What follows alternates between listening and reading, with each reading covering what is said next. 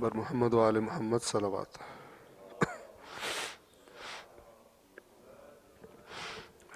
اعوذ باللہ من الشیطان الرجیم. بسم اللہ الرحمن الرحیم. الحمد للہ رب العالمین، والصلاة والسلام علی سید الانبیاء والمرسلین وعلی اہل بیتہ الطیبین الطاہرین وصحبہ المنتجبین. گزشتہ درس میں ہم نے سورۃ البقرہ کی آیت نمبر 48 تک تمام کیا تھا. آج ہم آغاز کریں گے انشاءاللہ سورۃ البقرہ کی آیت نمبر 49 سے 57 تک. پہلے تلاوت اور اس کے بعد ترجمہ اور مختصر وضاحت آپ کی خدمت میں عرض کی جائے گی، اور اگر آج کا یہ حصہ ذرا جلدی تمام ہو گیا تو ہم اگلی چند آیات بھی انشاءاللہ آج کے درس میں شامل کر لیں گے. صلوات پڑھیے محمد و آل محمد پر.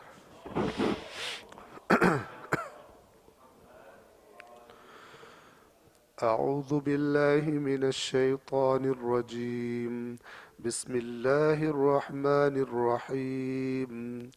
وَإِذْ نَجَّيْنَاكُمْ مِنْ آلِ فِرْعَوْنَ يَسُومُونَكُمْ سُوءَ الْعَذَابِ يُذَبِّحُونَ أَبْنَاءَكُمْ وَيَسْتَحْيُونَ نِسَاءَكُمْ وَفِي ذَلِكُمْ بَلَاءٌ مِّن رَّبِّكُمْ عَظِيمٌ. وَإِذْ فَرَقْنَا بِكُمُ الْبَحْرَ فَأَنجَيْنَاكُمْ وَأَغْرَقْنَا آلَ فِرْعَوْنَ وَأَنتُمْ تَنظُرُونَ. وَإِذْ وَاعَدْنَا مُوسَىٰ 40 لَيْلَةً ثُمَّ اتَّخَذْتُمُ الْعِجْلَ مِن بَعْدِهِ وَأَنتُمْ ظَالِمُونَ. ثُمَّ عَفَوْنَا عَنكُم مِّن بَعْدِ ذَلِكَ لَعَلَّكُمْ تَشْكُرُونَ. وَإِذْ آتَيْنَا مُوسَى الْكِتَابَ وَالْفُرْقَانَ لَعَلَّكُمْ تَهْتَدُونَ. وَإِذْ قَالَ مُوسَى لِقَوْمِهِ يَا قَوْمِ إِنَّكُمْ ظَلَمْتُمْ أَنفُسَكُمْ بِاتِّخَاذِكُمُ الْعِجْلَ فَتُوبُوا إِلَىٰ بَارِئِكُمْ فَاقْتُلُوا أَنفُسَكُمْ ذَلِكُمْ خَيْرٌ لَكُمْ عِندَ بَارِئِكُمْ فَتَابَ عَلَيْكُمْ إِنَّهُ هُوَ التَّوَّابُ الرَّحِيمُ. وَإِذْ قُلْتُمْ يَا مُوسَىٰ لَن نُّؤْمِنَ لَكَ حَتَّىٰ نَرَى اللَّهَ جَهْرَةً فَأَخَذَتْكُمُ الصَّاعِقَةُ وَأَنتُمْ تَنظُرُونَ. ثُمَّ بَعَثْنَاكُم مِّن بَعْدِ مَوْتِكُمْ لَعَلَّكُمْ تَشْكُرُونَ. وَظَلَّلْنَا عَلَيْكُمُ الْغَمَامَ وَأَنزَلْنَا عَلَيْكُمُ الْمَنَّ وَالسَّلْوَىٰ كُلُوا مِن طَيِّبَاتِ مَا رَزَقْنَاكُمْ وَمَا ظَلَمُونَا وَلَٰكِن كَانُوا أَنفُسَهُمْ يَظْلِمُونَ. صلوات پڑھے محمد و آل محمد.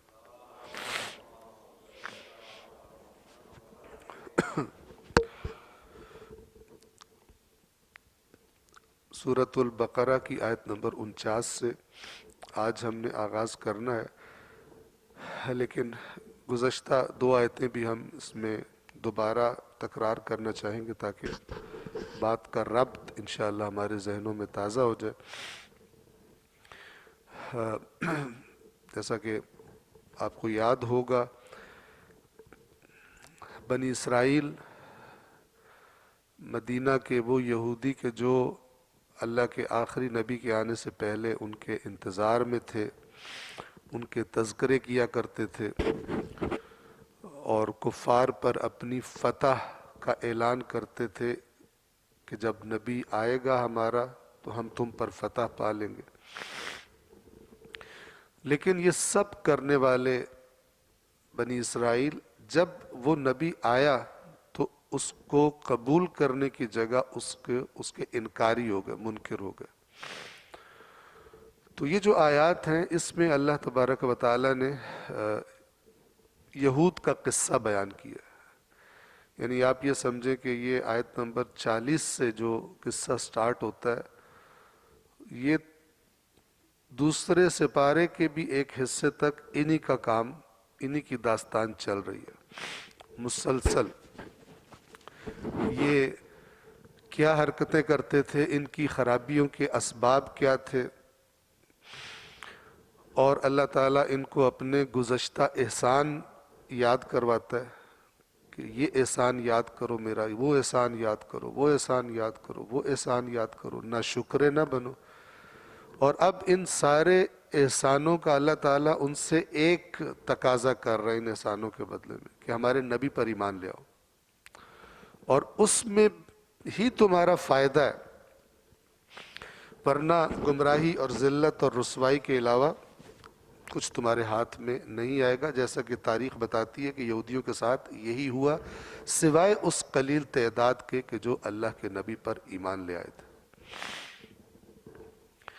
تو آیت نمبر 47 میں اس طرح فرمایا تھا کہ اے بنی اسرائیل، میری وہ نعمت یاد کرو جس سے میں نے تمہیں نوازا تھا اور تمہیں عالمین پر فضیلت دی تھی۔ 48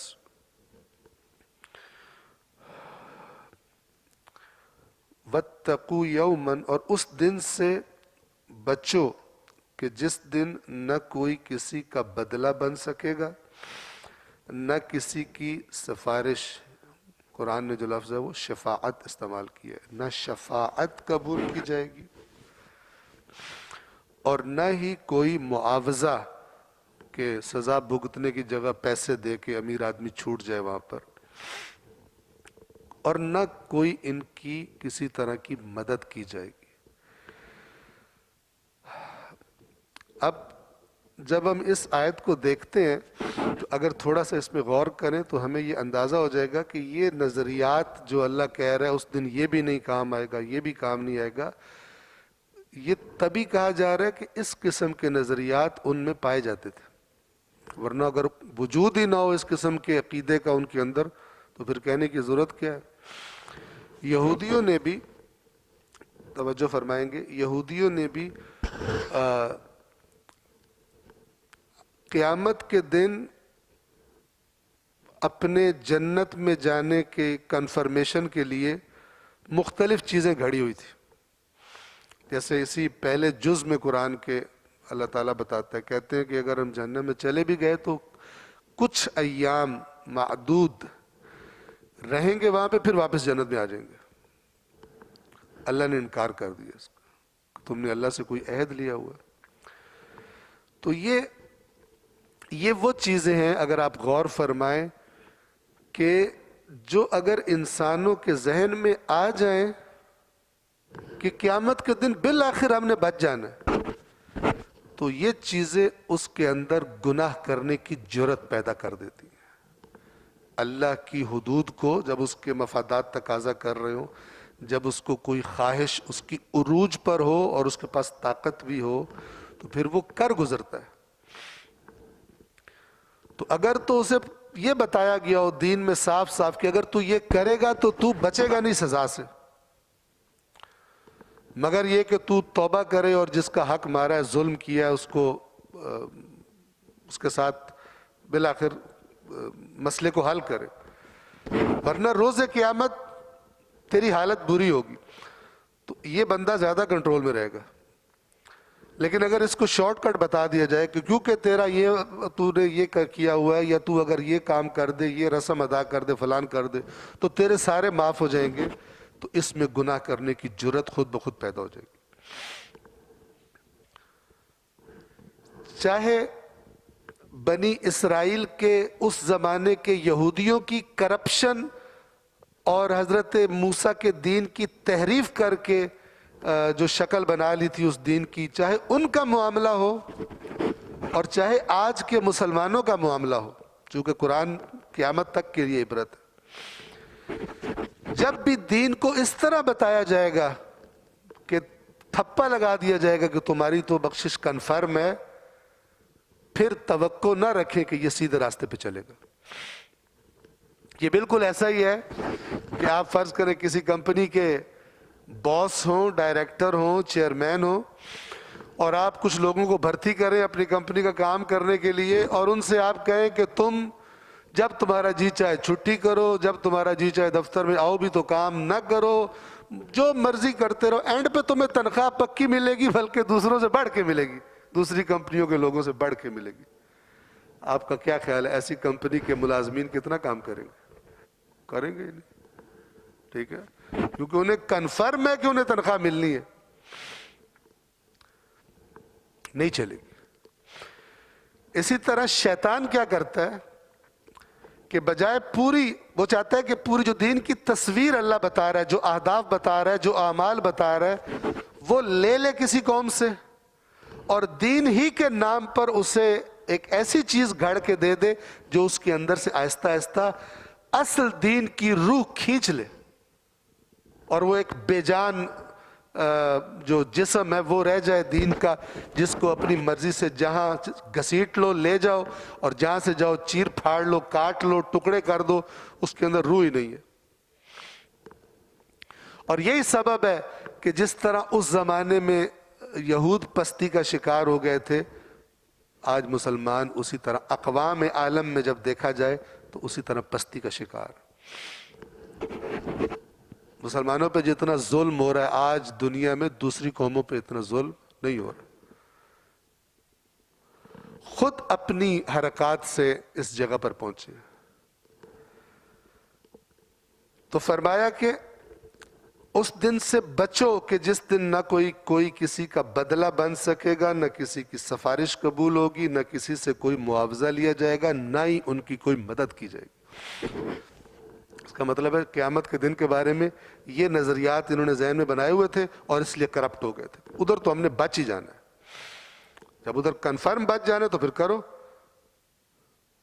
یہ ایسے ہی ہے کہ جیسے کوئی سیاسی پارٹی اقتدار میں ہو اور وہ اپنے کارکنوں سے کہو کہ نیچے لوٹ مچا دو، پکڑنے کوئی آئے گا تو ہم دیکھ لیں گے، تو اس کو ٹھیک ہے، تم نے ہمیں ووٹ دیا ہے، تم ہمارے نعرے لگائے ہیں، تم اب جو مرضی کرتے رہو، کوئی تمہارے علاقے کا ایس ایچ او، اس کو ہم پہلے سے کہہ دیں خبردار اس پر نہیں، اس کو نہیں پکڑنا، یہ اپنا بندہ، تمہارے اوپر پاکستان کا قانون لاگو نہیں ہوگا، تمہیں سزا نہیں، ہاں دوسرا کوئی کرے گا تو اس کو ماریں گے پکڑ کر، تمہیں کچھ نہیں کہیں گے کیونکہ تمہاری پارٹی کے بندے ہو۔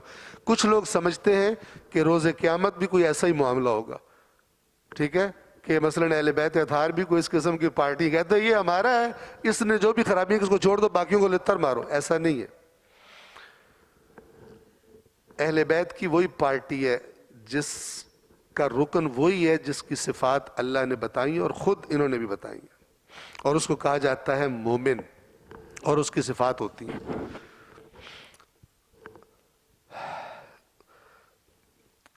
اب اس کے بعد آیت نمبر 49 سے اللہ تبارک و تعالی ان لوگوں کو، ان بنی اسرائیل کو احسان اپنے یاد کروا رہا ہے۔ اب ان آیات کو آپ غور سے دیکھیے گا کہ جن احسانوں کا ذکر ہو رہا ہے وہ ان کے بزرگوں کے ساتھ ہوئے تھے، آباء و اجداد، حضرت موسیٰ کے زمانے میں، لیکن اللہ تعالیٰ کس طرح سے ارشاد فرما رہا ہے کہ یاد کرو جب ہم نے تمہیں نجات دلوائی تھی فرعون سے، جب تم نے یہ کہا تھا، حالانکہ انہوں نے نہیں کہا، جو اس دن مدینہ میں موجود تھے انہوں نے نہیں کہا تھا، لیکن اللہ گزشتہ والوں کی بات ان سے کہہ رہا ہے۔ کیوں؟ مزاج ایک جیسے ہی تھے، یعنی جس طرح وہ ٹیڑے ہو جاتے تھے احسان دیکھنے کے بعد اللہ کے، تم بھی اسی طرح ٹیڑے ہو، تو گویا وہ تم ہی ہو، جسم بدل گئے ہیں، روح اور فکر جو ہے، نظریہ تمہارے اندر وہی والا ہے جو تمہارے بزرگوں کا تھا۔ آیت نمبر 49 وَإِذْ نَجَّيْنَاكُمْ مِنْ آلِ فِرْعَوْنَ، اور وہ وقت یاد کرو، یہ الفاظ قرآن میں نہیں ہے، قرآن میں ہے وَإِذْ، اور جب، ٹھیک ہے نا، اور جب ہم نے تمہیں آل فرعون یعنی فرعون کی قوم کہ جن کے ذریعے وہ حکومت کرتا تھا بنی اسرائیل پر بھی، جب ہم نے تمہیں آل فرعون سے نجیناکم نجات دلوائی ہم نے. وہ کیا کرتے تھے تمہارے ساتھ؟ یسومونکم سوء العذاب، وہ تمہیں اذیتیں دیتے تھے بدترین قسم کا عذاب. بہت ہی شدید مظالم ڈھایا کرتا تھا فرعون، سخت سے سخت سزائیں دیتا تھا. کس لیے؟ تاکہ وہ سزا عبرت بن جائے باقیوں کے لیے، اور وہ بالکل نہ آزادی کا سوچیں، نہ حکم عدولی کا، نہ فرمانی کا سوچیں، نہ سستی کا سوچیں. اتنی سخت سزائیں دیتا تھا. اور اللہ تبارک و تعالیٰ نے اس کا قرآن میں سورۃ الفجر میں ذکر بھی اس کی سزاؤں کی طرف اشارہ کر کے کیا. وَفِرْعَوْنَ ذِي الْأَوْتَادِ، اور وہ فرعون کے جو میخیں گاڑ دیتا تھا. اوتاد میخوں کو کہتے ہیں. انسانوں کو لٹا کر ان کے ہاتھوں میں پیروں میں کیل گزار کر زمین میں گاڑ دیتا تھا، اور وہ سب کے لیے عبرت بن جاتے تھے. کسی کی ہمت نہیں ہوتی تھی فرعون کے خلاف آواز اٹھائے، اڑ جائے. تو ان کو خدا یاد کروا رہا ہے کہ تم یاد کرو کہ جب ہم نے تمہیں فرعونیوں سے نجات دی جو تمہیں بری طرح اذیت دیتے تھے. وہ اذیتیں کیسے کیسے تھی؟ ان میں سے ایک بڑا کام یہ تھا، یذبحون ابناءکم، تمہارے بیٹوں کو ذبح کر دیتے تھے. وَيَسْتَحْيُونَ نِسَاءَكُمْ، اور تمہاری عورتوں کو زندہ رکھتے تھے، ان کو زندہ رہنے دیتے تھے. مردوں کو کمزور رکھنا کسی قوم کے، چاہے قتل کے ذریعے چاہے زور زبردستی کر کے، اور عورتوں کو زندہ رکھنا تاکہ ان سے ہر قسم کا استفادہ کیا جا سکے. وَفِي ذَلِكُمْ بَلَاءٌ مِّن رَبِّكُمْ عَظِيمٌ، اور اس چیز میں تمہارے رب کی طرف سے بہت بڑی آزمائش تھی تمہاری. یہ جو لفظ ہم اردو میں بھی استعمال کرتے ہیں بلا، ٹھیک ہے، تو یہ بلا عربی زبان کا لفظ ہے اور اس کا معنی ہے آزمائش. اسی سے پھر لفظ سے مبتلا بھی نکلتا ہے. قرآن مجید فرماتا ہے فَأَمَّا الْإِنسَانَ إِذَا مَبْتَلَاهُ رَبُّهُ فَأَكْرَمَهُ وَنَعَّمَهُ فَيَقُولُ رَبِّ أَكْرَمَنِ، اور جب انسان کو اس کا رب مبتلا کرتا ہے اس طرح کہ اس کو نعمتیں بھی دیتا ہے، اس کا احترام بھی بڑھ جاتا ہے معاشرے میں، یہ بھی مبتلا ہے، ابتلا ہے، آزمائش ہے. وَأَمَّا إِذَا مَبْتَلَاهُ فَقَدَرَ عَلَيْهِ رِزْقَهُ فَيَقُولُ رَبِّ أَهَانَنِ، اور جب اس طرح مبتلا کرتا ہے یعنی آزمائش کرتا ہے اس کی کہ اس کے رزق کو تنگ کر دیتا ہے، تو بندہ کہتا ہے کہ یا اللہ، اللہ نے تو میری بےزتی کروا دی، توہین کر دی، میرے ہاتھ پلے کچھ نہیں بچا. تو دونوں ابتلا ہیں، دونوں بلا ہیں، یعنی آزمائش کا سبب ہے. تو بنیادی طور پر بلا کا معنی کیا ہے؟ آزمائش. آزمائش. اور اس میں تمہارے رب کی طرف سے تمہاری بہت بڑی آزمائش تھی. یہ ایک احسان. اس کے بعد دوسرا احسان جس کا ذکر کیا جا رہا ہے آیت نمبر 50 میں، وَإِذْ فَرَقْنَا بِكُمُ الْبَحْرَ، اور جب ہم نے تمہارے لیے بحر کو پھاڑ دیا. ہم بحر سمندر کو کہتے ہیں، عربی زبان میں دریا، سمندر جو زیادہ پانی ہوتا ہے اس کو بھی بحر کہا جاتا ہے. تو ہم نے تمہارے لیے سمندر کو یا دریا کو یاد کرو جب ہم نے اس کو شق کر دیا. فَأَنْجَيْنَاكُمْ، تو تمہیں تو نجات دے دی. وَأَغْرَقْنَا آلَ فِرْعَوْنَ، اور آل فرعون کو، قوم فرعون کو ہم نے غرق کر دیا. وَأَنْتُمْ تَنْظُرُونَ، اور تم یہ دیکھ رہے تھے. یہ جن کو اللہ تعالیٰ کہہ رہا ہے وہ نہیں دیکھ رہے تھے، لیکن ان کے بزرگ تھے. لیکن ان کو اتنا یقینی طور پر یہ سارے قصے پتہ تھے کہ اللہ ان سے کہہ رہا ہے تم تھے، گویا کہ تم بھی وہاں پر موجود تھے. اتنا یقینی طور پر تمہیں یہ باتیں ساری پتہ ہیں.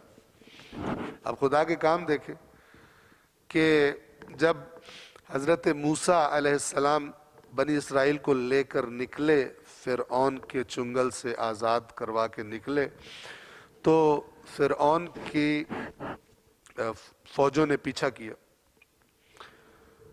अब बनी इसराइल के अंदर कमज़ोर ईमान वाले और बेईमान टाइप के लोग भी थे, तो जैसे ही कोई थोड़ा सा मसला होता था, हालात कुछ यानी इज़्तिराब पैदा होता था, ये फ़ौरन अपनी खबास्तों का आगाज़ शुरू कर देते थे। मुनाफिक ऐसे होते हैं। मुनाफिक वो होता है कि जो आपके ग्रुप के अंदर ही होता है, लेकिन इंतज़ार में होता है कि थोड़े से हालात कुछ ऊपर नीचे हों और मैं फिर वार करूं और फितना करूं और इख्तलाफ डाल दूं और बात को भड़का दूं। ये मुनाफिक होता है, इंतज़ार में होता है।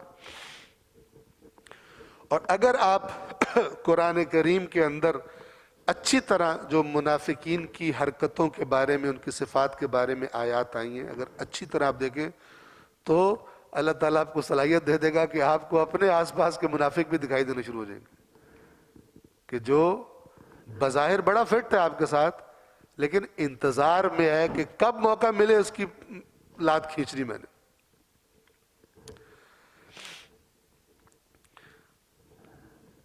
तो जब फ़िरौन के लश्कर का वो गर्द गुबार नजर आया तो इन्होंने फौरन प्रोपेगेंडा शुरू कर दिया, मूसा ने बेड़ा गर्क कर दिया हमारा, आगे दरिया है और पीछे चलो वहां पर रह रहे थे, जिंदा तो थे ना, सांस तो ले रहे थे, चलो फ़िरौन मारता था लेकिन जिंदा तो रह रहे थे ना, खाने को तो मिलता था।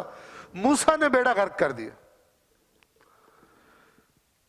अब वो भी गुस्से में जो आ रहे हैं पीछे से, वो तो हमारी तिक्का बोटी कर देंगे और आगे दरिया है, हम कहां जाएं। अब ये वो जगह होती है जहां पर ईमान आजमाया जाता है।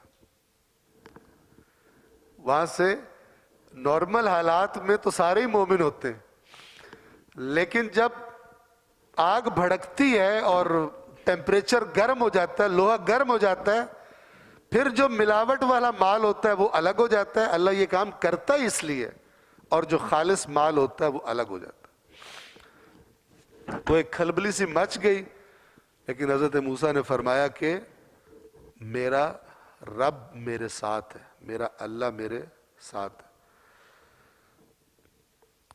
तो अल्लाह तबारक व तआला ने हुक्म दिया, हज़रत मूसा ने पानी पर उस अपने असा को मारा, और पानी कुरान दूसरी जगह बयान करता है कि दो हिस्सों में तकसीम हो गया, बीच से जगह खाली हो गई, खुश्क जैसे पानी था ही नहीं, और साइडों पर ऐसे जैसे बड़ा पहाड़ खड़ा हो, दोनों तरफ इतना ऊंचा पानी था, लेकिन बीच से रास्ता खाली कर दिया गया।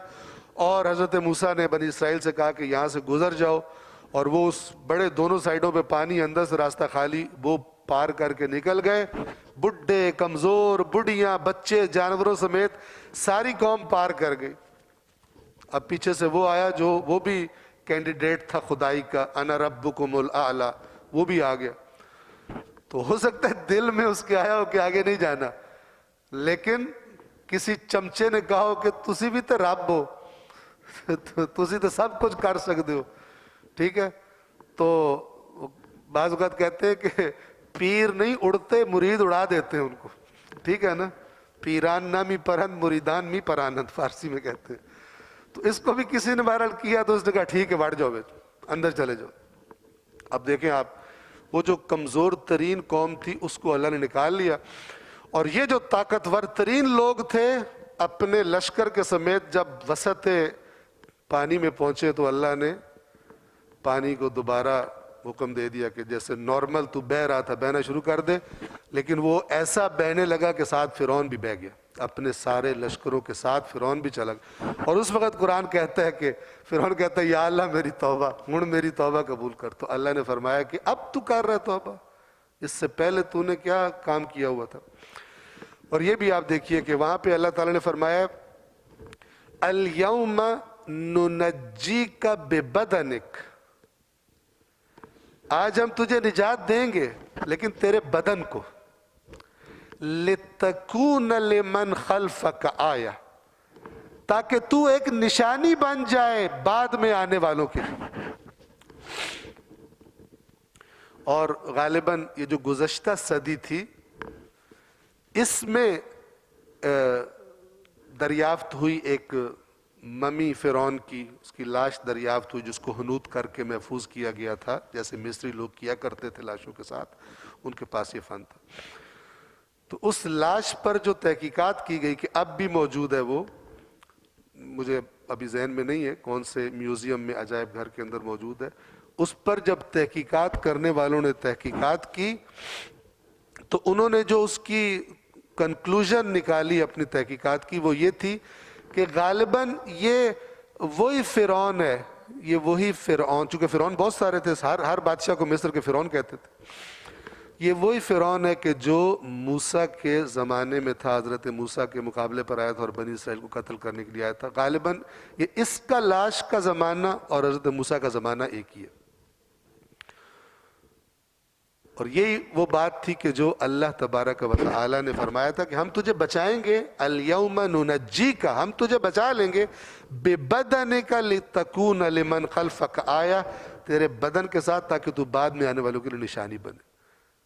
تو جو صاحب عبرت ہوتا ہے، عبرت لینے والا ہوتا ہے، اس کے لیے اللہ تبارک و تعالی نے متعدد طریقوں سے اپنی آیات اور نشانیاں اور خبریں سچ کر کے دکھا دیے، اور قیامت کے دن وہ ساری خبریں سچ کر کے دکھا دے گا۔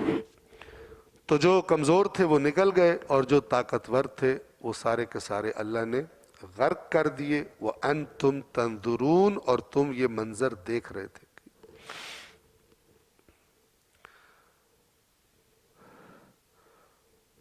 یہ سارا منظر دیکھنے کے بعد پھر تم نے کیا کیا؟ آیت نمبر 51، وَإِذْ وَعَدْنَا مُوسَىٰ 40 لَيْلَةً، اور جب ہم نے موسیٰ سے 40 راتوں کا وعدہ کیا۔ یہ بنی اسرائیل جب اس دریا سے پار ہو گئے، فرعون غرق ہو گیا، تو حضرت موسیٰ وہیں پر لے کر پہنچے جہاں اللہ اس کوہ طور کے دامن میں، اور پھر اللہ تبارک و تعالیٰ نے حضرت موسیٰ کو بلا لیا، قوم کو وہاں چھوڑا، حضرت ہارون کو اپنا جانشین بنایا اور کوہ طور پر چلے گئے۔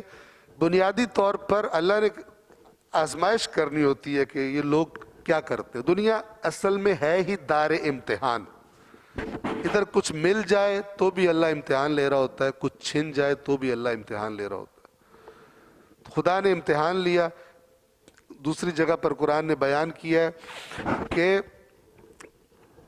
اناؤنس یہ کیا گیا تھا کہ 30 راتوں کے لیے جائیں گے حضرت موسیٰ، لیکن اوپر اللہ نے 10 اور بڑھا دی۔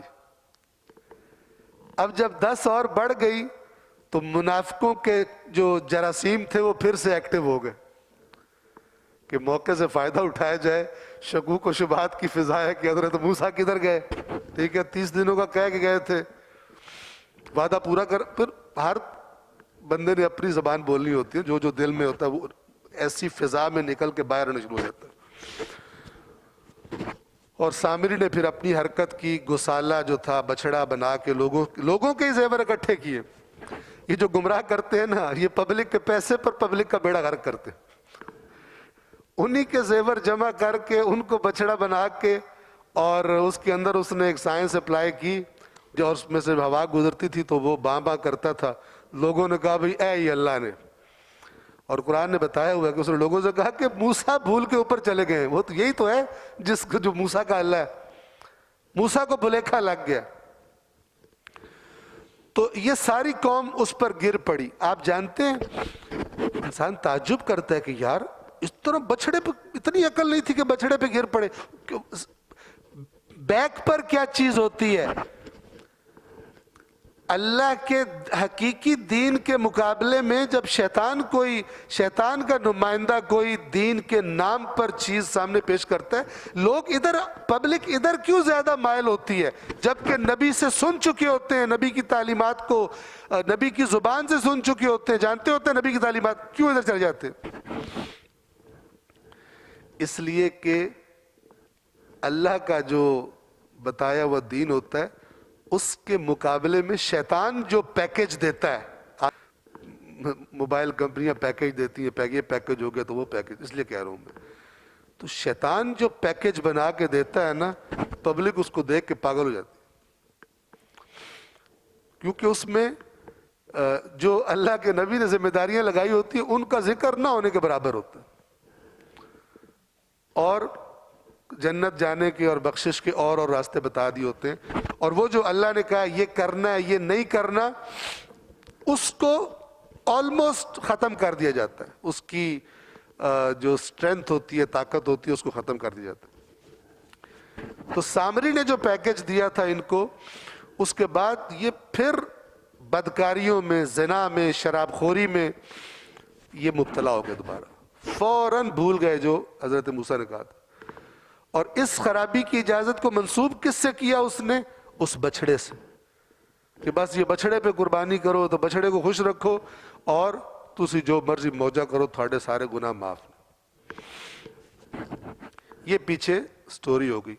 خدا نے آزمائش کی پہلے 30 راتوں کا حکم دیا اور پھر اوپر 10 راتوں کو بڑھا دیا، اور پھر حضرت موسیٰ سے جب کلام کیا اور وہ احکامات 10 احکامات ان کو عطا کیے تو حضرت موسیٰ بڑے خوش ہوئے، تو اللہ نے کہا کہ نیچے تیری قوم کا بیڑا غرق ہو گیا، وہ ٹریک سے اتر گئے۔ تو حضرت موسیٰ تو اتنی فرعون سے نجات دلائی، اتنی پاورفل اس کی سارا سیٹ اپ تھا، اس سے نجات دلانے کے بعد انہوں نے دریا کو پھٹتا دیکھا، حضرت موسیٰ جو ہے ان کو غضبناک ہو گئے، اور اللہ کے سامنے ظاہر ہے شرمندگی بھی، میں تو لے کے آیا ہوں بھائی ان کو، میرے جو بڑے اچھے لوگ ہیں، بڑے نیک لوگ، اور یہ شکر گزار ہو گئے، ان کو اتنی نئی زندگی ملی ہے، تو انہوں نے تو ٹائم بھی نہیں کچھ ڈالا اور یہ ٹریک سے اتر گئے۔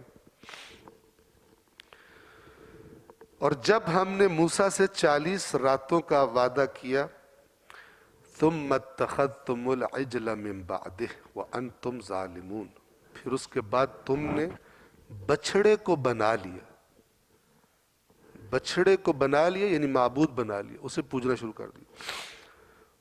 اس کے بعد موسیٰ کے جانے کے بعد وَأَنْتُمْ ظَالِمُونَ، اور ایسا کرتے ہوئے تم ظلم کر رہے، تم ظالم تھے جب تم یہ کام کر رہے۔ اب آپ دیکھیں جن سے بات ہو رہی ہے، جب یہ آیات اتری ہیں، مدینے میں جو لوگ ہیں انہوں نے تو بچھڑے کو نہیں پوجا تھا، پچھڑے نے پوجا تھا، لیکن اللہ کہہ رہے تم وَأَنْتُمْ ظَالِمُونَ، کیوں کہہ رہے؟ اس لیے کہ عین اس وقت رسول اللہ پر ایمان نہ لانے کے جو بہانے گھڑ رہے تھے وہ ظلم تھا، اسی طرح کا جس طرح وہ لوگ کرتے تھے، اللہ کے حکم کی نافرمانی، مزاج وہی تھا۔ ثم عفونا عنکم من بعد ذلک، پھر اس کے بعد، آیت نمبر یہ 52 ہے، پھر اس کے بعد ہم نے تمہیں عفو کر دیا، معاف کر دیا، شاید تم شکر گزار بنو۔ شکر گزار یعنی اطاعت گزار، اس لیے کہ حقیقت شکر جو ائمہ اہل بیت علیہم السلام نے بھی بیان فرمائی ہے، وہ یہ ہے کہ حقیقی شکر یہ ہے کہ جس نے تجھے وہ چیز دی ہے اس چیز کو ہرگز دینے والے کی ناراضگی والے کاموں میں استعمال نہ کرنا، بلکہ جیسے وہ چاہتا ہے، جو چیز دینے والے جس نے تجھے نعمت دی ہے، جیسے وہ چاہتا ہے اس نعمت کو استعمال کر، اس طرح نعمت کو استعمال کرنا، یہ شکر گزاری ہے۔ اور اس نعمت سے اسی کی سامنے سرکشی کرنا جس نے نعمت دی ہے، یہ ناشکری ہے۔ عمل سے ایک ہے زبان سے کہنا یا اللہ تیرا شکر ہے، اور ایک ہے عمل تصدیق کرے کہ یہ سچ کہہ رہا تھا یا اللہ تیرا شکر ہے، نہ کہ پیسہ ملے تو کہ یا اللہ تیرا شکر ہے اور لگائے ان کاموں میں جن سے خدا ناراض ہوتا ہے، یہ ناشکرہ ہے۔ لہذا اللہ نے فرمایا لَإِن شَكَرْتُمْ لَأَزِيدَنَّكُمْ، اگر تم شکر کرو گے تو میں یقیناً بڑھا دوں، زیادہ کر دوں۔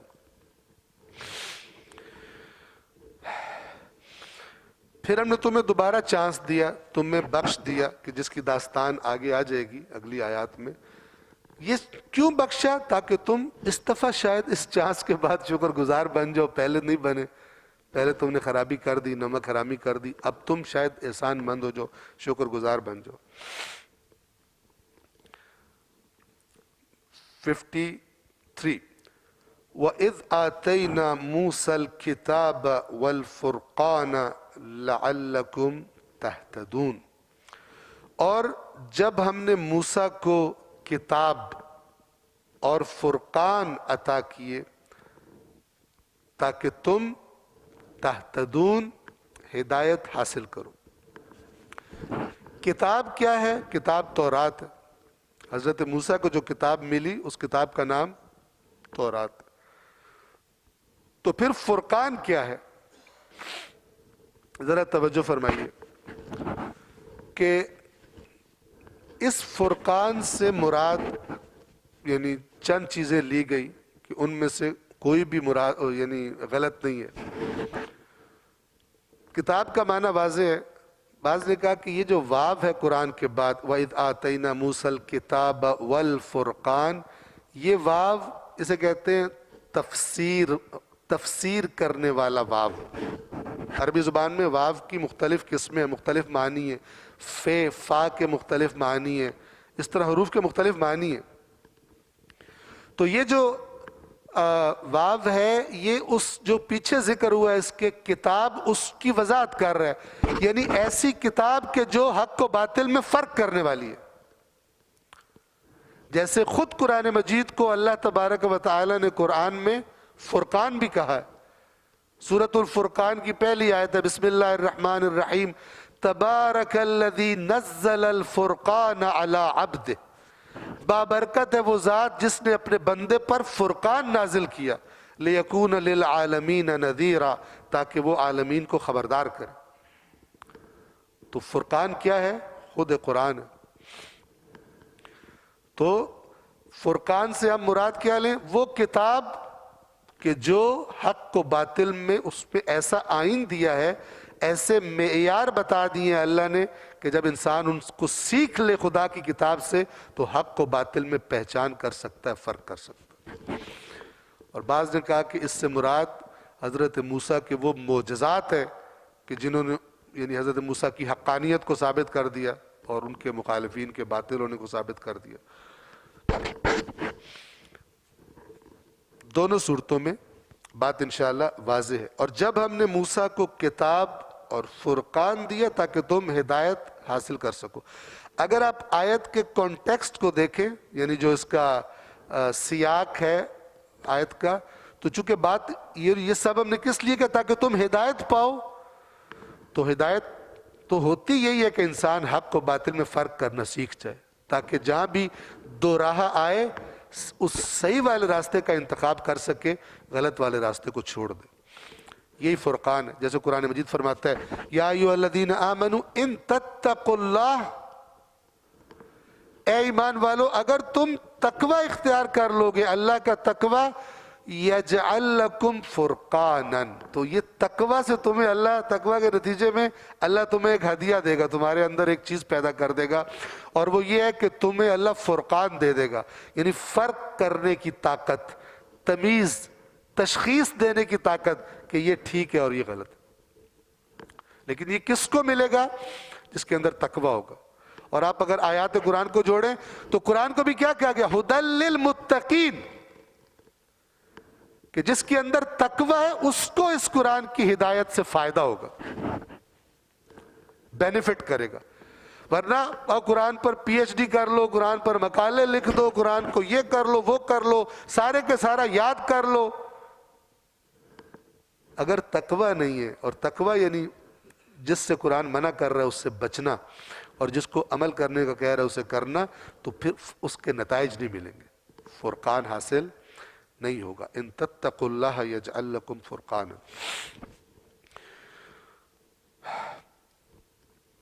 آیت نمبر 54۔ اب اس آیت نمبر 54 میں وہ جو اللہ تعالیٰ نے فرمایا کہ جب تم نے بچھڑے کو بنا لیا تو پھر ہم نے تمہیں معاف کر دیا تاکہ تم شکر گزار بنو، یہ معافی کیسے ہوئی تھی؟ آیت نمبر 54 میں بتایا وَإِذْ قَالَ مُوسَى لِقَوْمِهِ، اور جب موسیٰ نے اپنی قوم سے کہا، یا قوم، اے میری قوم، انکم ظلمتم انفسکم، تم نے اپنے آپ پر ظلم کیا ہے، اپنے نفسوں پر ظلم کیا ہے، باتخاذکم العجل، بچڑے کو معبود بنانے کے سبب۔ کسی کا تم نے نقصان نہیں کیا، اپنا تم نے اپنے اوپر ظلم کیا۔ اب جب ایسا کیا ہے تو توبہ کرو، اللہ نے ان کی توبہ بڑی سخت رکھی۔ فتوبو الی بارئکم، بارئ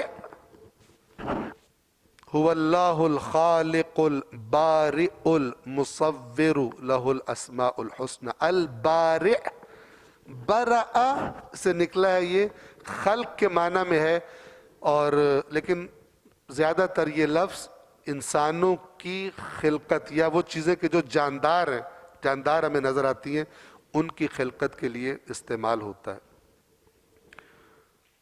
لہذا اللہ تبارک و تعالیٰ کی صفاتی ناموں میں سے ایک نام البارئ۔ فتوبوا الی بارئکم، اپنے خالق کی طرف واپس پلٹو، توبہ یعنی پلٹنا، لوٹ آنا واپس۔ لیکن یہ توبہ تھی بڑی سخت، ایسا نہیں کہ بس سارا کچھ کر لیا ہے اب کہو یا اللہ میری توبہ، ختم ہو گیا، نہیں، فَاقْتُلُوا أَنفُسَكُمْ،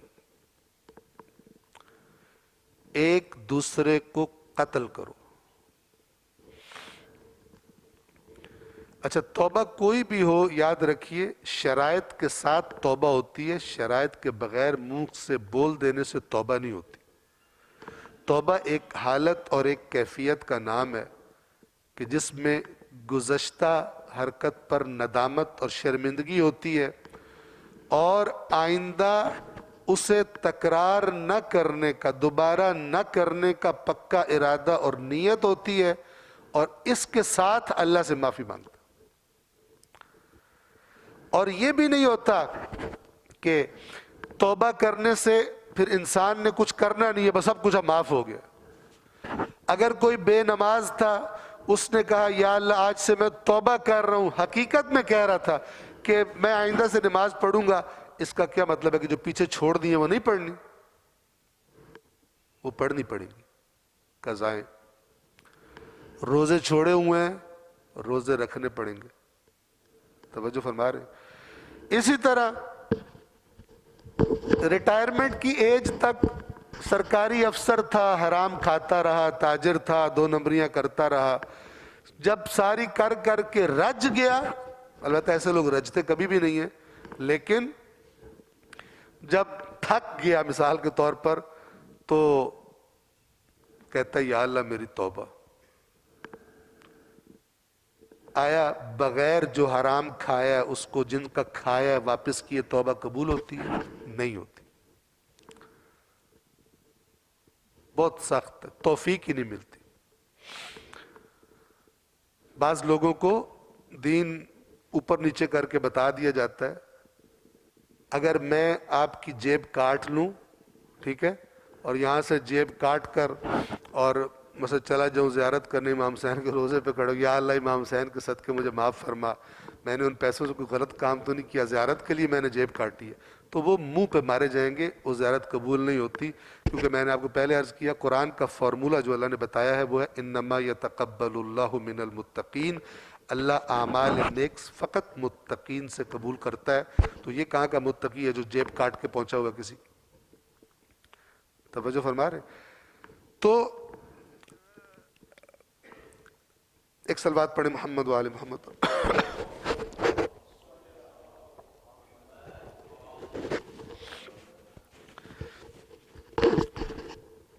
توبہ بغیر کچھ کیے قبول نہیں ہو جاتی۔ ایک تو اندرونی کیفیت میں نے عرض کی، گزشتہ پہ ندامت اور آئندہ نہ کرنے کا ارادہ، اور پھر یہ کہ جو نقصان کیا ہے اس میں سے جو اللہ کے حکم کے مطابق چیزیں ہیں ان کو کرے، وہ نقصان پورا کرے۔ اگر بے نمازی سے توبہ کیا تو اب اس کی قضائیں دے، اگر روزوں پہلے نہیں رکھتا توبہ کیا تو اب اس کا مسئلہ حل کرے اور اس کو لے کر چلے، تب پتہ چلتا ہے۔ ابھی 1-2 دن پہلے ایک صاحب سے ملاقات ہوئی جو پہلے نماز نہیں پڑھتے تھے، تو وہ بتا رہے تھے کہ میں پکی اب میں نے نماز شروع کر دی ہے۔ میں نے کہا کہ الحمدللہ زبردست۔ تو ساتھ ایک اور ہمارا جاننے والا بیٹھا تھا، اس نے کہا جس سے حیدر بھائی یہ بھی تو پوچھے نا جو پچھلیاں ان کا کیا کرنا؟ تو وہ خود ہی کہتا ہے پچھلیاں معاف، پچھلیاں معاف، پچھلیاں نہیں پڑھیاں جاندیاں میرے کھل۔ یعنی انسان اصل یہ کہ خدا کا حکم جانے کہ کیا ہے، توبہ اس کا نام ہے نہ کہ جتنا میرا دل کیا مان گیا اتنا میں مان ہوں، جو میرا دل نہیں مان رہا وہ اللہ تعالیٰ سے میں نے پوچھنا ہی نہیں، اس میں نے اپنی مرضی کر لی، یہ ٹھیک نہیں ہوتا۔ بنی اسرائیل کی بھی جو توبہ تھی اس کے لیے انہیں کچھ کرنا تھا، لیکن یہ کرنا بہت شدید کام اللہ نے ان کو حکم دے دیا، اور اس کام کا سبب کیا ہے اس کی طرف آپ توجہ فرمائیں۔ بنیادی طور پر وجہ یہ تھی کہ ان لوگوں نے بہت سارے معجزات دیکھ لیے تھے اپنی آنکھوں سے، اور اس کے باوجود یہ تھوڑی سی جو نشیب و فراز کا ان کو سامنا کرنا پڑا تو یہ شرک میں مبتلا ہو گئے، بچھڑا پوجنا شروع کر دیا انہوں نے۔ یعنی ادھر سے اتمام حجت بھی بڑا ہے، معجزات دیکھے ہوئے ہیں انہوں نے، اور اس کے بعد اتنے معجزات دیکھنے کے بعد تو توقع ہے کہ تم تھوڑے چھوٹے جرم بھی نہیں کرو گے، تم نے اتنا کچھ دیکھ لیا، لیکن چھوٹے جرم تو تم چھوڑو، تم نے سب سے بڑا جرم کر دیا، شرک میں مبتلا ہو گئے تم۔ تو اللہ تبارک و تعالی نے پھر ان کی توبہ کی شرط بھی بڑی رکھی، اور وہ شرط کیا تھی؟ فَاقْتُلُوا أَنفُسَكُمْ، اپنے آپ کو قتل کرو۔ اپنے آپ کو قتل کرنے سے کیا مراد ہے؟ یعنی ایک دوسرے کو مارو۔ اب اس کے بارے میں جو مختلف اقوال ہیں کہ یہ طریقہ کار تھا کہ جنہوں نے بچھڑے کو نہیں پوجا وہ قتل کریں گے ان کو، اپنی قوم کے افراد کو جنہوں نے بچھڑے کو پوجا تھا، ٹھیک ہے؟ اور بعض نے یہ کہا کہ جنہوں نے بچھڑے کی پوجا کی تھی ان سے کہا گیا کہ تم دو گروہوں میں بٹ جاؤ اور ایک دوسرے کو مارو۔ تو اللہ تبارک و تعالی بہتر جانتا ہے کہ کیا ہوا، لیکن جو میسج اور پیغام ہے ہمارے اور آپ کے لیے اس آیت میں وہ یہ ہے کہ اگر خدا کے احسانات زیادہ ہوں اور بندہ پھر بھی اس کے آگے جھک جائے تو پھر توبہ کے جو مراحل ہوتے ہیں وہ بھی سخت ہو جاتے ہیں۔ اور اگر میں غلطی نہ کروں تو فرمان معصوم ہے، یہ تو کنفرم ہے، لیکن غالباً مولا کائنات ہی کا فرمان ہے یہ علیہ الصلاۃ والسلام کہ ان میں سے جو توبہ کی شرائط مولا نے بتائی اس میں سے ایک شرط یہ تھی کہ جو اللہ کی نافرمانی میں اور حرام خوری سے گوشت اور چربی بنائی ہے، اللہ کی عبادت کر کر کے اس چربی کو پگھلاؤ اور حلال والی چربی اور گوشت اگاؤ۔ یہ توبہ ہے۔ کون کرتا ہے یہ؟ مشکل ہے، ٹھیک ہے نا، بہت مشکل ہے۔ ہاں، انسان ایک ایسی چیز ہے کہ واقعاً اگر ندامت اللہ کے سامنے اپنے گناہوں کی ندامت اس کو ہو جائے تو پھر بہت کچھ کر لیتا ہے۔ ایسے ایسے انسان بدلتے ہیں کہ یقین نہیں آتا کہ یہ بندہ کیا سے کیا ہو گیا، انسان باور نہیں کر سکتا، سابقہ دیکھ کر واقعاً بدل جاتے ہیں، واقعاً خدا کے بندے بن جاتے ہیں۔ اور جب موسیٰ نے اپنی قوم سے کہا اے میری قوم تم نے بچھڑا گوسالہ بچھڑا اختیار کر کے یقیناً اپنے آپ پر ظلم کیا ہے، پس اپنے خالق کی بارگاہ میں توبہ کرو اور اپنے لوگوں کو قتل کرو۔ ذَلِكُمْ خَيْرٌ لَكُمْ عِنْدَ بَارِئِكُمْ، تمہارے خالق کے نزدیک یہی تمہارے حق میں بہتر ہے، اسی طرح تمہاری توبہ قبول ہو۔ فَتَابَ عَلَيْكُمْ، پھر اس نے تمہاری توبہ قبول کر لی۔ یعنی بنی اسرائیل بھی اس توبہ کی شرط کو ماننے پر تیار ہو گئے اور ایک دوسرے کو قتل کرنے پر تیار ہو گئے۔ اب بعض نے یہ کہا کہ جو روایات مختلف ہیں اور کہا گیا کہ بہت سارے بندے قتل ہوئے، اور بعض نے یہ کہا کہ یہ جب بالکل تیار ہو گئے قتل کرنے پر تو اللہ نے اس وقت ان کی توبہ قبول کر لی اور ان کو بندے قتل نہیں کرنے پڑے۔ جو بھی صورتحال تھی ہمارے لیے کوئی بہت امپورٹنٹ نہیں ہے کتنے بندے مرے، کچھ لوگ اصل ہدایت کو چھوڑ کے ان چیزوں میں پڑ جاتے ہیں۔ بندے مرے تھے، بندے نہیں مرے تھے، کتنے بندے مرے تھے، عورتیں کتنی تھی، بچے کتنے تھے، جانور بھی ساتھ شامل تھے کہ نہیں تھے، اس کا نہ قیامت کے دن کسی نے پوچھنا ہے آپ سے کہ آپ کا وہاں پہ ٹیسٹ ہو رہا ہو کہ جو ان کے جواب دے گا وہ آگے جا سکتا ہے۔ جو بیس ہے قرآن مجید کی یاد رکھیے، قرآن مجید سے سب سے زیادہ توجہ رکھیں کہ میرے لیے پیغام کیا ہے، ہدایت۔ کچھ چیزوں کا اللہ ذکر ہی نہیں کرتا، اور بعض ایسی جگہیں کہ جن کا اللہ نے ذکر نہیں کیا لیکن لوگوں نے اس کے پیچھے پڑھ پڑھ کے مختلف نظریات بنا بنا کے پھر ایک دوسرے کے اوپر فتوے لگا دیے ہوئے، جبکہ اللہ نے اس کا ذکر بھی نہیں کیا ہوا۔ ٹھیک ہے، مثال کے طور پہ آپ کو مثال دیتا ہوں، قرآن مجید کہتا ہے سورہ کہف میں کہ ان کے اصحاب کہف جو تھے وہ اتنے تھے اور اتوا ان کا کتا تھا، کچھ کہتے اتنے تھے اور اتوا ان کا کتا تھا، یہ تھا وہ تھا فلان تھا، تو اللہ تبارک و تعالیٰ اس کو زیادہ لفٹ ہی نہیں کرائی، اور اپنے نبی سے بھی کہا کہ اس کے بارے میں، ان کے بارے میں زیادہ جھگڑا ان سے نہ کرے۔ کیوں کہا قرآن نے؟ اللہ ان کا نمبر، ایگزیکٹ نمبر نہیں بتا سکتا، بتا سکتا کیوں؟ خداوند عالم اس چیز کو پسند نہیں کرتا کہ بجائے جو اصحاب کہف کا کردار ہے، ان کا قیام ہے، ان کی شجاعت ہے، توحید کے لیے ان کا ٹکر ہے اپنے زمانے کے طاقتور ترین بادشاہ سے، اس کو سائیڈ پہ کر دو اور ان کی گنتی میں آپس میں لڑنا شروع ہو جاؤ۔ وہ کتنے بندے تھے، کتے کا نمبر کتنا بنتا ہے، کتا جنت میں جائے گا یا کتا جنت میں نہیں جائے گا، اور جو اصل ان کا کام تھا وہ کرو ہی نہ۔ یہ جو یاد رکھیے، جو اس قسم کی لڑائیاں ہوتی ہیں نا، ان کا نیچرل نتیجہ یہ ہوتا ہے کہ جو اصل میسج ہے وہ گم ہو جاتا ہے، ادھر لفٹ ہی کوئی نہیں کراتا۔ ابھی آپ دیکھیں رسومات کا ڈھیر لگ گیا، فلان ہو رہا ہے، یہ رسم اس سال نئی رسم ایجاد ہو رہی ہے، مقصد کربلا گم شد۔ قیام اقامہ صلاۃ مثلا، اس کی روح کتنی کم ہو گئی، وہ ویلیوز اور وہ اقدار اور وہ جو اصل مقصد اور روح تھی امام حسین کی، خدا کی حدود کو پامالی سے بچانا، امر بالمعروف نہی عن المنکر، وہ گم شد۔ اور آپ خود دیکھ سکتے ہیں کیا صورتحال، اتنا گم شد کہ جو اس کا نام لے وہ بھی اچھا نہیں لگتا، اس کی ریٹنگ زیادہ اوپر نہیں جاتی، کیونکہ وہ لگتا ہے کہ یہ تو سارا کچھ ہمارے اوپر، ہم تو اس کے ذریعے بخشش کروا رہے تھے، یہ الٹا ہمارے اوپر ہی بوجھ ڈال رہے ہیں کہ ہم نے بھی یہ کام کرنا، یہ کرنا، یہ نہیں کرنا، یہ تو بڑا سخت دین ہے۔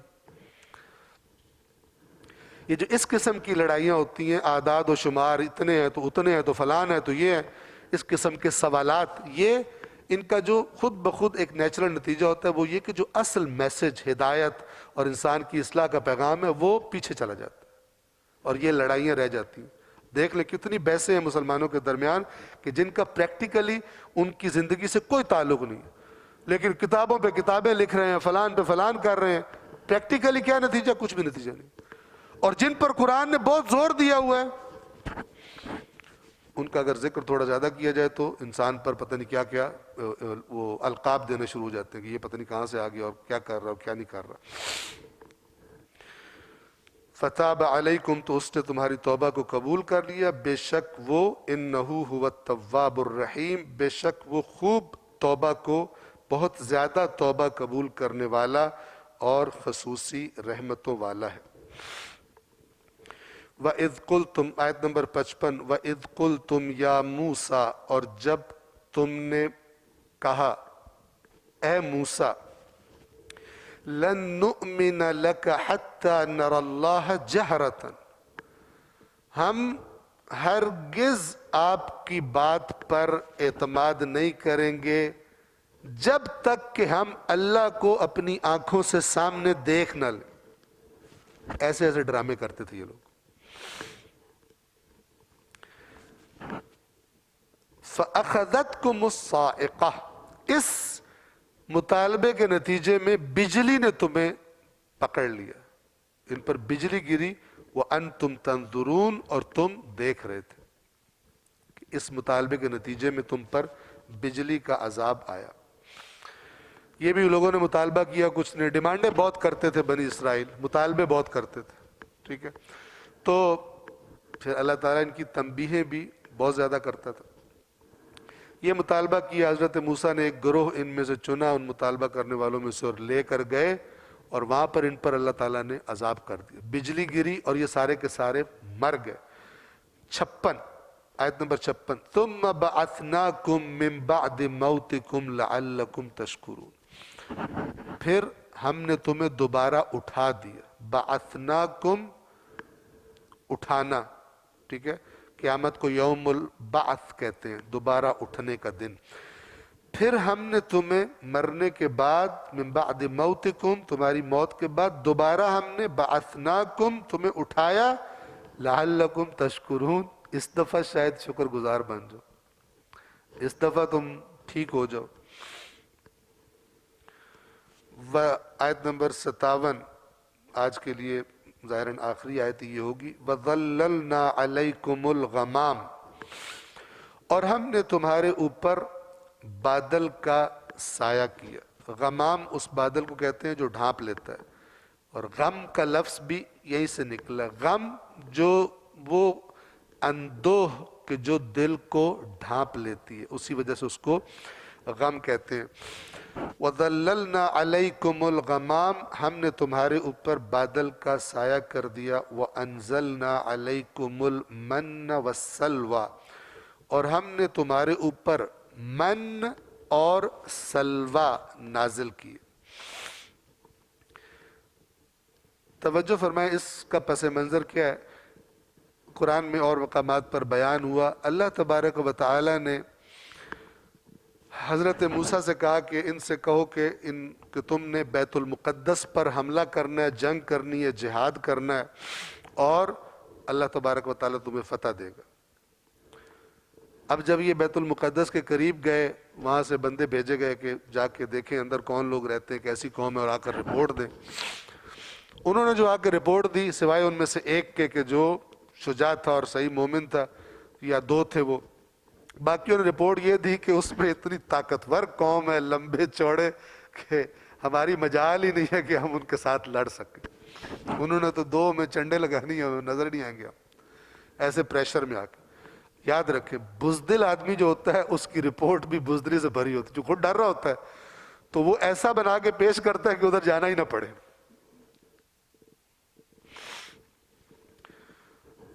اب وہ جو مومن والے تھے، یہ سورہ مائدہ میں ان کا قصہ آیا ہوا ہے، انہوں نے کہا کہ اگر دروازے سے داخل ہو جاؤ تو انشاءاللہ غالب آ جاؤ گے. انہوں نے ڈر والی بات ہی نہیں کی.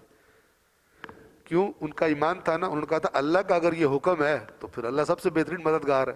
ہم دیکھیں ہم بہترین کون سی جگہ جہاں سے ہم حملہ کر سکتے ہیں. انہوں نے کہا اگر کسی طرح دروازے سے گھس جاؤ تو جیت جاؤ گے. لیکن بنی اسرائیل کو جب حضرت موسیٰ نے کہا کہ چلو گھسو اس سرزمین میں، تو انہوں نے کہا کہ موسیٰ آپ اور آپ دونوں جا کے لڑو ان سے، ہم یہاں پہ بیٹھے ہوئے. اور یہاں پہ میں اپنی طرف سے ایڈیشن کر کے کہتا ہوں کہ جب آپ اور آپ کا اللہ لڑ کے شہر فتح کر لو تو پھر جب پکاؤ گے کچھ کھلانے کے لیے تو ہم آ جائیں گے وہاں پہ. اس کام کے ہم چیمپئن ہیں، ٹھیک ہے نا. وہاں پہ کھانے کے لیے آ جائیں گے لیکن لڑائی ہم سے نہیں ہوتی. تو جب انہوں نے بات نہیں مانی، حضرت موسیٰ بہت دل شکستہ ہوئے اور اللہ سے بد دعا کی، یا اللہ میرے بس میں اور میرا بھائی اور کوئی میرے بس میں نہیں ہے، ہمیں جدا کر دے، اس قوم سے ہمیں الگ کر دے. اور یہ ایسے جملے جو جیسے جملے کوفہ میں مولا علی بولا کرتے تھے. کہتے تھے کاش میں نے تمہیں دیکھا ہی نہ ہوتا، کاش نہ میں تمہیں جانتا ہوتا نہ تم مجھے جانتے ہوتے. تم نے میرے دل کو پیپ سے بھر دیا. تم میری بات نہیں مانتے، بات تم نہیں مانتے اور کہتے ہو وہ سمجھدار ہے اور میں سمجھدار نہیں ہوں. وہ جو کہتا ہے لوگ اس کی مانتے ہیں، اور میں جو تمہیں کہتا ہوں تم میری بات ہی نہیں مانتے.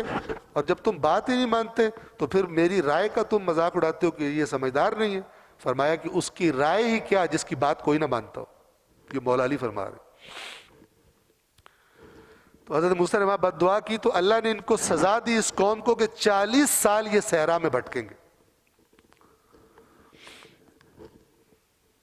40 سال صحرا میں بھٹکیں گے لیکن نبی بھی قوم کے ساتھ ہی رہے گا. حضرت موسیٰ بھی ان کے ساتھ.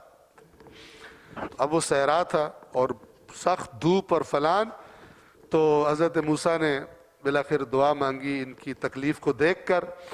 تو اللہ تبارک و تعالی نے ان پر یہ احسان کیا کہ اس دھوپ سے بچانے کے لیے ایک بادل کا سایہ ان پہ ہوتا تھا، اور ایک جو روایات مختلف ہیں کہ کس طرح آتی تھی وہ چیز، ایک شہد کی طرح کی میٹھی چیز، جس طرح یہ رات میں اوس گرتی ہے اور صبح آپ دیکھیں تو وہ گری ہوئی نظر آتی ہے، اس طرح وہ ان کے آس پاس جہاں یہ ان کا قیام تھا وہاں وہ گری پڑی ہوتی تھی، اور وہ کھانے میں بہت ہی مزیدار گوند شہد ٹائپ کی چیز تھی جس کو من کہا گیا۔ ویسے من کا معنی ہوتا ہے بہت بڑا احسان۔ تو اور سلوا ایک پرندہ تھا جو روایات کے مطابق بٹیر سے ملتا جلتا پرندہ تھا، اور یہ بھی خود ہی ان کے پاس آ جاتے تھے ان کی دسترس میں، اور یہ ان کو پکڑ کے ذبح وغیرہ کر کے تو ان کو کھا لیتے تھے۔ تو اللہ تعالیٰ کہہ رہا ہے کہ پھر بار بار میرے احسان دیکھو، اتنے احسان، اتنی ناشکریاں، اور اب دوبارہ تم لوگ وہی کر رہے ہو جو تمہارے بزرگوں نے کیا تھا۔ اس نبی کے تم انتظار میں تھے، اب وہ نبی آیا، جب تک نہیں آیا تھا اس کی تعریفیں کر رہے تھے، یہ ہوگا وہ ہوگا جب وہ آئے گا، اور جب آ گیا تو تم اس کو مان رہے نہیں ہو۔ یہ کیسی بات ہے؟ تمہارا مزاج بھی تمہارے ان بزرگوں والا ہی ہے جنہوں نے سب کچھ دیکھنے کے بعد پھر یہ حرکتیں کی تھی۔ اور ہم نے تمہارے اوپر بادل کا سایہ کیا اور تم پر من و سلوہ اتارا، نازل کیا۔ کلو من طیبات ما رزقناکم، ان پاکیزہ چیزوں میں سے کھاؤ جو ہم نے تمہیں رزق کے طور پر دی ہیں۔ وما ظلموا، اب یہ اللہ تعالیٰ یہاں پر گویا کہ ان پہ افسوس کر رہا ہے۔ وما ظلمونا، یہ جو لوگ تھے جن پر ہم نے اتنے احسان کی اور یہ پھر خرابیاں کرتے تھے، انہوں نے ہم پر کوئی ظلم نہیں کیا، بچڑے کو بنا کر اور الٹے سیدھے مطالبے کر کے۔ وما ظلمونا، ہم پہ کوئی ظلم نہیں کیا انہوں نے، ولیکن کانوا انفسہم یظلمون، یہ جو ظلم کرتے تھے اپنے ہی نفسوں پر ظلم کرتے تھے، اپنے لیے ہی مسائل کھڑے کرتے تھے، دنیا کے بھی اور آخرت کے بھی، جو اللہ کی نافرمانی کرتا ہے۔ یہاں پہ میں بات کو تمام کر رہا ہوں آج کے درس کو، کہ توجہ سے اس بات کو ہم ذہن نشین کر لیں کہ انسان جو بھی خرابی کرتا ہے، اللہ کے نافرمانی میں کوئی چلاکی دکھاتا ہے، اپنے آپ کو بڑا کلیور یا بڑا اوور سمارٹ سمجھتا ہے کہ میں تو بڑا تیز ہوں، میں نے یہ کر لیا، یہ کمائی کر لی، لوگوں کے ساتھ فراڈ کر لیا، یہ آیت اس کو یاد رکھنی چاہیے کہ تم نے اگر ظلم کیا ہے تو وہ اپنے آپ پر کیا ہے۔ جس پر ظلم کیا اگر کسی بندے پہ کیا ہے تو اللہ تبارک و تعالی اس ظلم کا تم سے بدلہ لے کے اس کو دے گا، اگرچہ وہ روز قیامت ہی یہ کام کرے۔ اور رہا خود اللہ، تو اللہ پہ تم نے کوئی ظلم نہیں کیا، نہ تم کر سکتے ہو، نہ خداوند عالم کو کوئی نقصان پہنچا سکتے ہو، نہ اس کو عاجز کر سکتے ہو کہ وہ تمہاری گرفت نہ کر سکے۔ صرف ایک جگہ ہے جس پر تم نے ظلم کیا ہے، اور وہ تم خود جو تم نے جرم کیا ہے اس کی جو سزا ہے، اس کا جو محاسبہ ہے، اسے بھگتے بغیر تمہاری جان نہیں چھوٹے گی۔ وما ظلمونا ولکن کانوا انفسہم یظلمون، اور وہ ہم پر نہیں بلکہ خود اپنی ہی جانوں پر، اپنے ہی نفسوں پر ظلم کیا کرتے تھے۔ صلوات پڑھیے محمد و آل محمد۔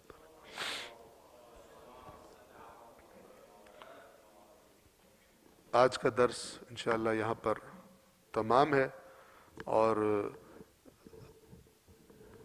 ایک آپ سے گزارش کرنی ہے، وہ یہ کہ یہاں کے جو انتظامیہ ہیں ہمارے برادران، انہوں نے یہ سجیسٹ کیا ہے کہ کیونکہ سردیاں بھی زیادہ ہیں اور موسم زیادہ ٹھنڈا ہے، تو اس درس کو پیچھے شفٹ کر دیا جائے، یعنی مغربین کی نماز سے پہلے اگر شفٹ کر دیا جائے اتوار کے دن تو زیادہ بہتر ہوگا۔ مثال کے طور پر اس طرح کر دیا جائے کہ نماز مغربین، یعنی جب مغرب کی جب اذان ہوتی ہے تو اس سے 10-15 منٹ پہلے ہمارا درس سوال جواب سمیت وہ ختم ہو جائے۔ تو ابھی ہم آپ کو اطلاع دے رہے ہیں، لیکن اس کی جو ٹائمنگ، اگر یہ فیصلہ فائنل ہوا تو پھر ہمارے جنید بھائی جو ہیں انشاءاللہ وہ واٹس ایپ گروپ پر شیئر کر دیں گے کہ نیکسٹ جو درس ہے اس کا شروع ہونے کا اگلے سنڈے کو انشاءاللہ ہونا ہے، تو اگلے سنڈے کو کیا ٹائم ہوگا، غالباً یہ ہم نماز مغرب سے پہلے کریں گے، لیکن جو فائنل ٹائم ہے وہ انشاءاللہ جو اس ادارے کا واٹس ایپ گروپ ہے تو اس پر انشاءاللہ تعالی اناؤنس کر دیا جائے گا. تو آپ اس بات کو ذہن میں رکھیے گا. اس وقت کو دیکھ کر پھر انشاءاللہ آپ یہاں پر تشریف لائیں گے. صلوات پڑھیے محمد و آل محمد پر.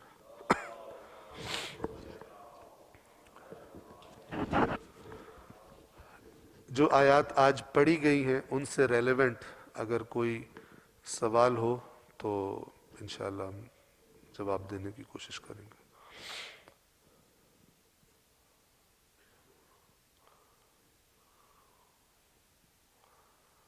ظاہراً کوئی سوال نہیں ہے تو ایک صلوات پڑھیے محمد و آل محمد.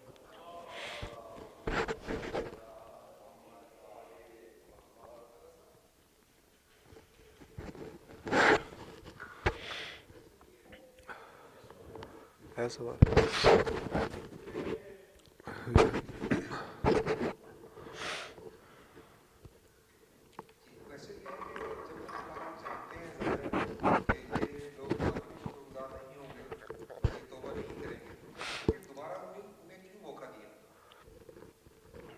جب اللہ تعالیٰ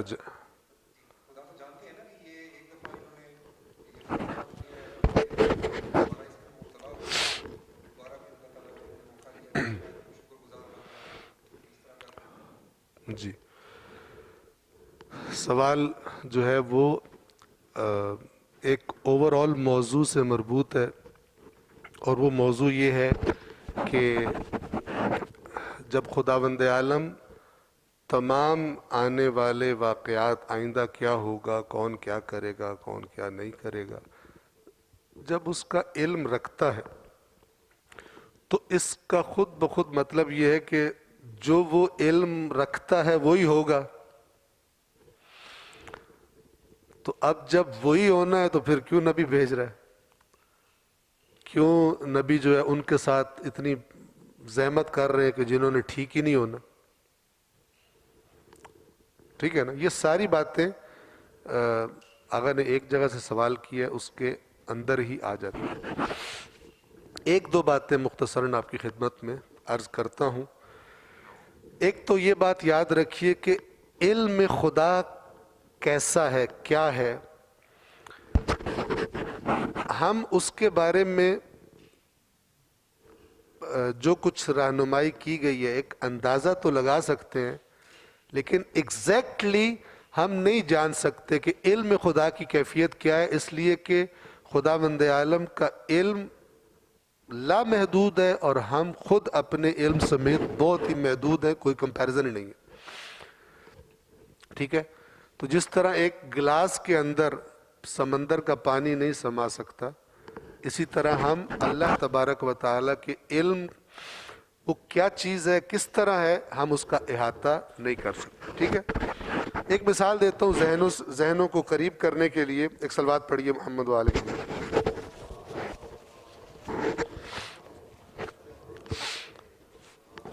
یہ صرف تقریب ذہن کے لیے ہے، سمجھانے کے لیے.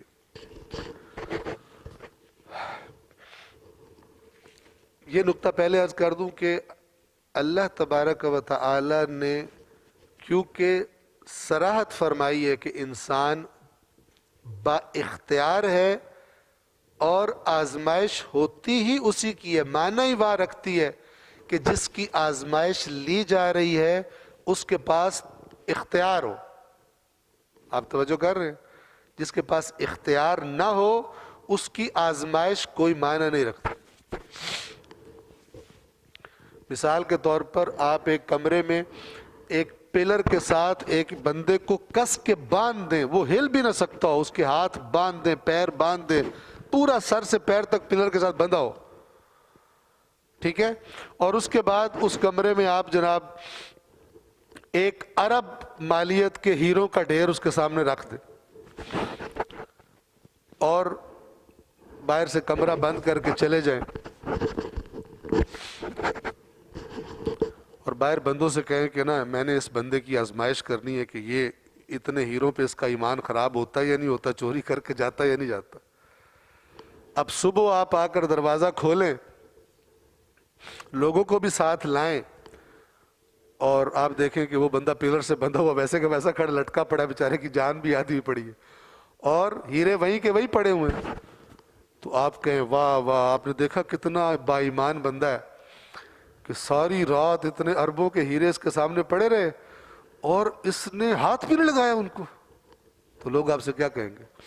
وہ انہوں کھول کے دیکھو، وہ خود بھی آپ کی بات سن کے دل میں کہہ رہا ہوگا ایک باری میں انہوں کھول کے چھاڑے نہ کھول، میں ایک بھی جو واپس چڑھنا تھے۔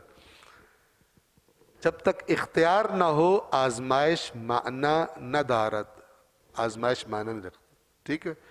قرآن کیا کہتا ہے صراحت کے ساتھ، اِنَّا هَدَيْنَاهُ السَّبِيلَ إِمَّا شَاكِرًا وَإِمَّا كَفُورًا، ہم نے راستے کی ہدایت کر دیے، چاہے تو شکر گزار بنے چاہے تو نہ شکرہ بنے، اور غلط راستے کی ہماری رہنمائی، ہماری تجویز کو قبول نہ کرے، جو ہم نے راستہ سجیسٹ کیا اسے قبول نہ کرے۔ جو مثال آپ کو دینا چاہتا ہوں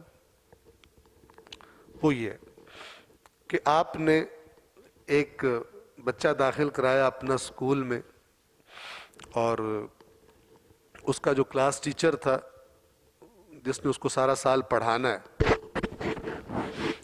اس سے آپ ملے، آپ نے کہا کہ ذرا میرے بچے پر خاص توجہ دیجیے گا۔ یہ وہ استاد پڑھاتا رہا فرض کریں جنوری سے سال شروع ہوا اور دسمبر میں اس کے فائنل ایگزام ہونے تھے، تو آپ اکتوبر میں اور یا نومبر میں پتہ کرنے گئے اپنے بچے کے بارے میں استاد سے کہ بچے کی کیا پوزیشن ہے۔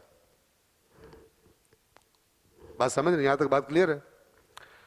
آپ نے استاد سے کہا کہ میرا بچہ کیسا جا رہا ہے، کیا امید ہے؟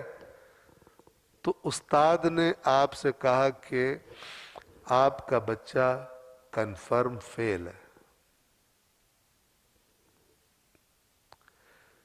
پھر میں کہہ رہا ہوں یہ مثال ذرا ذہنوں کو قریب کرنے کے لیے، استاد نے کہا کیا کہ آپ کا بچہ کنفرم فیل ہوا نہیں ابھی؟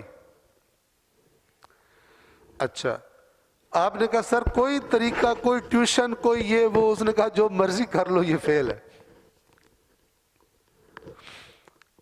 اب اگر آپ اپنے اندر سے سوال کریں کہ استاد کا یہ کہنا کہ یہ بچہ فیل ہے، اس کہنے سے اس بچے کے اختیار پر کوئی حرف آ رہا ہے؟ نہیں، اس نے ہی سارا سال بچے کو جج کیا اور اپنے سابقہ تجربات پہ بتا رہا ہے کہ یہ والا بچہ اس نے فیل ہی ہونا، اور حتیٰ کہ اساتذہ یہ بھی بتا سکتے ہیں کہ یہ ٹاپ کرے گا، لیکن استاد کے یہ کہنے سے نہ ٹاپ کرنے والے کو کوئی مجبوری بنتی ہے، اس کا اختیار سلب ہوتا ہے، نہ ہی فیل ہونے والے کا اختیار سلب ہوتا ہے۔ پھر کہہ رہا ہوں تیسری دفعہ کہ یہ صرف ذہن کو قریب کرنے کے لیے، علم خدا کا ہم احاطہ نہیں کر سکتے کہ وہ کیسا ہے، تو پھر ہم کیا کریں؟ پھر ہم وہ چیزیں جو خدا نے صراحت سے بیان کی ہیں ان کو فالو کریں، ٹھیک ہے؟ اور وہ اختیار ہے، وہ اختیار کا بتاتا ہے، اور وہ چیزیں جن سے ہمیں یہ شائبہ ہوتا ہے کہ اختیار نہیں ہے ان کو متشابہات سمجھ کر ان محکمات کے ذریعے ان کو حل کریں، ٹھیک ہے نا؟ مثال کے طور پہ اگر کوئی آیت آ جائے کہ وَمَا تَشَاءُونَ إِلَّا أَن يَشَاءَ اللَّهُ رَبُّ الْعَالَمِينَ، جب تک اللہ نہ چاہے تم نہیں چاہ سکتے، اس کا ایک معنی کیا ہے؟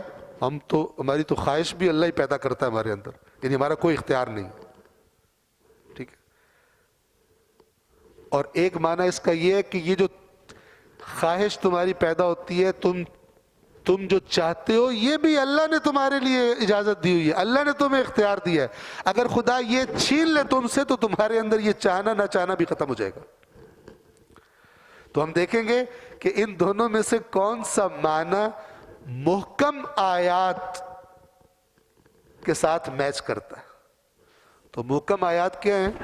اصلاً قرآن کا نازل ہونا، اس کیا وہ خود بتا رہا ہے کہ یہ نصیحت جو آئی ہے تو اس کا مطلب ہے سامنے والوں کو اختیار ہے اس کو مانے یا اس کو نہ مانے، ورنہ تو یہ وہ ہو جائے گا، وہ نورا کشتی جسے کہتے ہیں، میچ فکسنگ جسے کہتے ہیں، پہلے ہی پتہ ہے کون سی بال پہ کیا ہونا ہے اور کون سی بال نو بال ہوگی، اور مثلا میچ کس نے ہارنا ہے کس نے جیتنا ہے۔ توجہ فرما رہے ہیں؟ پس اصل اختیار ہے، اور سزا بھی مجرم کو تبھی ملتی ہے جب وہ جرم کر لے۔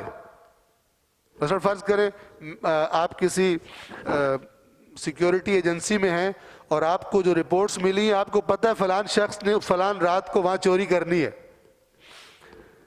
آپ دنیا کی کسی عدالت میں اس کو سزا دلوا سکتے ہیں کہ جناب کنفرم ہے، یہ ثبوت ہے اور اس کی سارا یہ پلان ہے، اور یہ جب تک وہ چوری کرے گا نہیں، جرم کرے گا نہیں، تب تک سزا اس کو نہیں ملے گی۔ تو ایک تو علم خدا کا ہونا انسانوں کے اختیار کے ساتھ کوئی منافات نہیں رکھتا، ٹھیک ہے، اور دوسرا یہ کہ جب وہ انسان اپنے اختیار سے جب جرم کر لیتا ہے یا نیک کام کر لیتا ہے، دونوں سائیڈوں پہ جو بھی آپ اچھا کام کہیں یا برا کام کہیں، تب تک نہ انعام کا حقدار بنتا ہے اور نہ ہی سزا کا حقدار بنتا ہے۔ اس حد تک میں نے آپ کی خدمت میں عرض کیا، اور اگر پھر بھی آپ سوچ رہے ہوں کہ حتماً آپ سوچ رہے ہوں گے تو ساری عمر بھی سوچتے رہیں تو یہ مسئلہ حل نہیں ہوگا، اور کئی لوگ اس مسئلے میں غلط ٹریک پر چڑھ گئے، جبر کے قائل ہو گئے کہ جناب یہ تو جبر ہے سارا کچھ، ٹھیک ہے، لیکن یہ مسئلہ ہے ایسا کہ جس کا احاطہ کرنا ہمارے بس میں نہیں ہے، کیونکہ ہم ایک چھوٹا سا گلاس ہیں اور سمندر کو اپنے اندر سمونے کی بات کر رہے ہیں، ہم نہیں سمو سکتے، لہذا جو اس نے رہنمائی کی ہے ہم اسی کو ایکسیپٹ کرتے ہیں۔ قیامت کے دن وہ کہے گا جب میں نے کہا تھا کہ تمہاری مرضی ہے تو تم دوسرے چکروں میں کیوں پڑے، میں نے کہا تھا تم صاحب اختیار ہو۔ اور اگر آپ اور میں اپنے اندر جھانکیں تو اپنے آپ کو مجبور پاتے ہیں یا صاحب اختیار پاتے ہیں؟ اپنے آپ کو صاحب اختیار پاتے ہیں، اپنے آپ کو مجبور نہیں پاتے۔ بس ہمارا اندر بھی حجت ہے ہمارے اوپر، اور جو اللہ نے باہر سے رسول بھیجا ہے اور قرآن بھیجا ہے وہ بھی، اس کی باتیں بھی ہمارے اوپر حجت ہے کہ ہم صاحب اختیار ہیں۔ جن چیزوں میں صاحب اختیار نہیں ہیں ان کا ہم سے پوچھا بھی نہیں جائے گا۔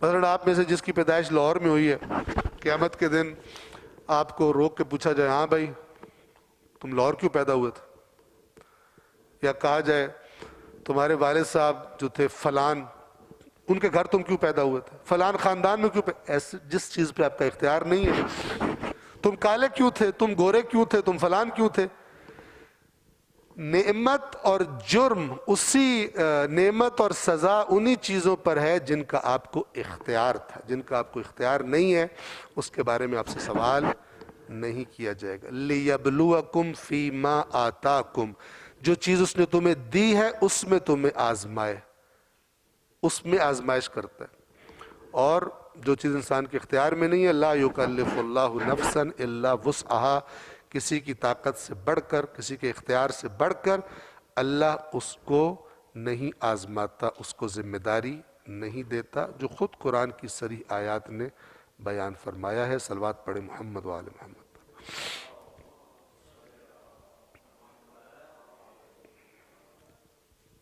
میرے خیال آج کے لیے کافی ہے، خدا نے چاہا تو انشاءاللہ اگلے ہفتے ملاقات ہوگی۔